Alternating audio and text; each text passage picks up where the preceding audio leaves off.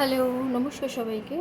আশা করি সবাই খুব ভালো আছো। রাধে রাধে। আমার রাধাকৃষ্ণ সোল ফ্যামিলিতে সবাইকে স্বাগত। আবার চলে এসেছি নতুন একটা কারেন্ট ফিলিংসের রিডিং নিয়ে। তো তোমার এবং তোমার পার্টনারে কি আজ দুপুরে কারেন্ট ফিলিংস আছে সেটাই জানবো, সেটাই দেখবো। তো এটা general reading, timeless reading, gender specific নয়। সবার সাথে সবটুকু রেজোনেট করবে না, তবে অবশ্যই কিছু না কিছু রেজোনেট করবে। এবং এটা male, female, transgender, married, unmarried couple, extra marital affair যারা রয়েছে প্রত্যেকের জন্য। তো চলো দেখি। তো রিডিং দেখতে হবে অবশ্যই করে পজিটিভ মাইন্ডসেট নিয়ে, এবং রিডিং দেখার শুরুতে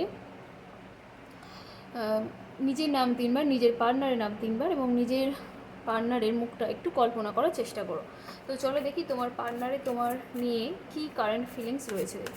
ইউনিভার্স, আমার যারা ভিউয়ার্স আছে, আমার যারা সাবস্ক্রাইবার আছে এবং আমার যারা ইউটিউবে পরিবার রয়েছে, ইউটিউবের বন্ধুরা রয়েছে, তাদের প্রিয় মানুষদের, তাদের প্রিয় মানুষটি তাকে নিয়ে কী ফিলিংস রেখেছে। ইউনিভার্স প্লিজ আমাকে সঠিক অ্যান্সার করতে সাহায্য করো, কারণ আমাকে সঠিক গাইডেন্স দিতে সাহায্য করো। আমার যারা ভিউয়ার্স আছে, আমার যারা সাবস্ক্রাইবার আছে, তাদের প্রিয় মানুষের আজকের দিনে কী কারেন্ট ফিলিংস আছে। তার প্রিয় মানুষটি আজকের দিনের কী কারেন্ট ফিলিংস আছে। দুপুরে সে তার প্রিয় মানুষটিকে নিয়ে কী ভাবছে, তার মনে মাথায় কী চলছে, অ্যাকচুয়ালি সে কী ভাবছে তার প্রিয় মানুষটিকে নিয়ে। চলো দেখি। সকালে আমরা এনার্জি এরকম খানিকটা পেয়েছিলাম, টাকা পয়সা বা কেরিয়ারের দিক দিয়ে উনি ভীষণ ভাবছে, ফিউচারে প্ল্যানিং করছে যে টাকা পয়সা কীভাবে আরও করা যায়, বা হতে পারে ক্যারিয়ারে কোনো গ্রো করার চিন্তাভাবনা করছে, বা হতে পারে কোনো আর্থিক ক্ষতি হয়েছে রিসেন্টলি, এমনও হতে পারে। ওই জন্য টাকা পয়সার দিকটা নিয়ে ভীষণ ভাবাচ্ছে থাকে। দুপুরবেলা এরকম এনার্জি পাচ্ছি, তোমার প্রতি লাভ ফিল করছে, দুপুরবেলায়ও তাই তোমার প্রতি লাভ ফিল করছে, তোমাকে প্রপোজ করার কথা ভাবছে, ভীষণ পরিমাণে ভাবছে, মানে প্রচণ্ড ভালোবাসার কথা মনে পড়ছে, প্রচণ্ড রোমান্টিক্যালি ভাবছে। কি বলবো, সে ভাবনা চিন্তা করছে যে কি বলবো, যে কিভাবে তাকে প্রপোজ করা যায় বা কিভাবে তাকে বোঝানো যায়, এইরকম ভাবনা চিন্তা সে দুপুরেও করছে। সাথে সে তোমার কাছে আসার একটা সুযোগ খুঁজছে, কিন্তু কোনো এখনও রাস্তা উনি দেখে উঠতে পারছেন না। আবার একটা জিনিস দেখছি যে মানে উনি ওনার কোনো গুরু বা মানে যেখানে যার কাছে এমন উনি ওনার লাইফে এমন কেউ আছে যে যে ওনাকে গাইড করে, সম্পূর্ণ গাইড করে, বা তার উপদেশ, তার কথা উনি খুব মানেন।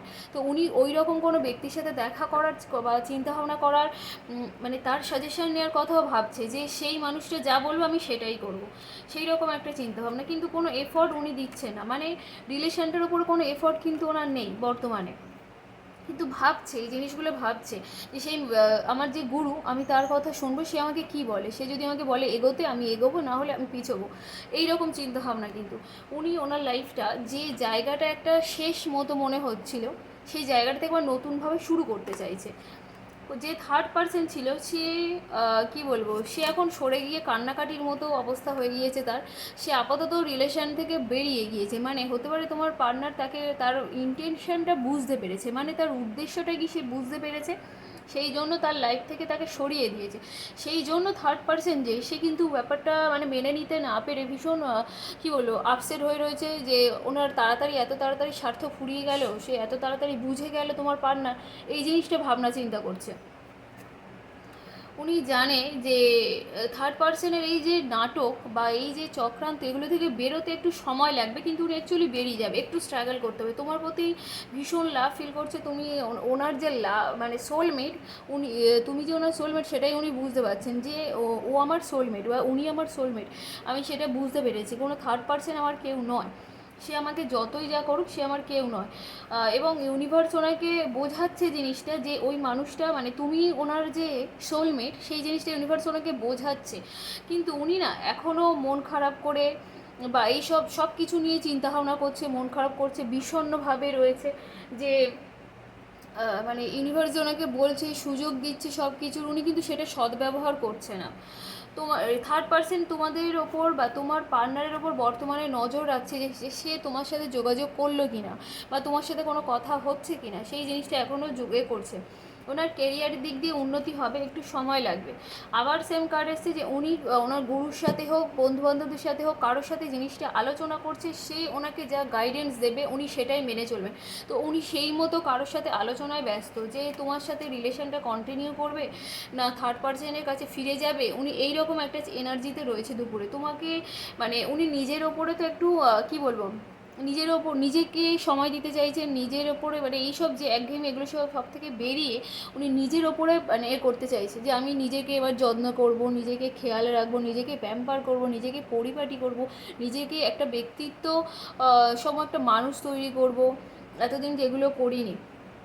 উনি এখনও মানে যেহেতু থার্ড পার্সনকে ওনার লাইফ থেকে উনি সরিয়ে দিয়েছেন, তো থার্ড পার্সনকে পুরোপুরি কিন্তু ভুলে যেতে পারেননি। তো উনি থার্ড পার্সন যেহেতু বিরক্তও পড়ে যাচ্ছে, সে যেরকম কান্নাকাটি করছে, সেই মানুষটা তো বোঝাচ্ছেও না যে আমি মানে কী বলবো, থার্ড পার্সনের ইন্টেনশনটা তো ওনাকে বোঝাচ্ছে না যে আমি কী জন্য আছি।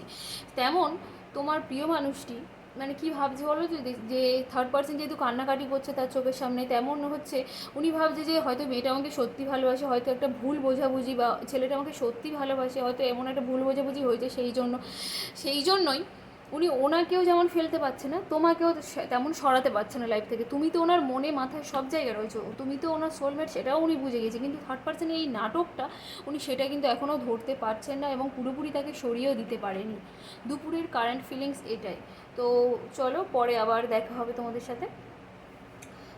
তো কেমন লাগলো অবশ্যই করে জানিও, অবশ্যই রিডিংটাকে ক্লেম করো। তো ইউনিভার্সকে থ্যাংক ইউ জানিও। বাই সবাইকে।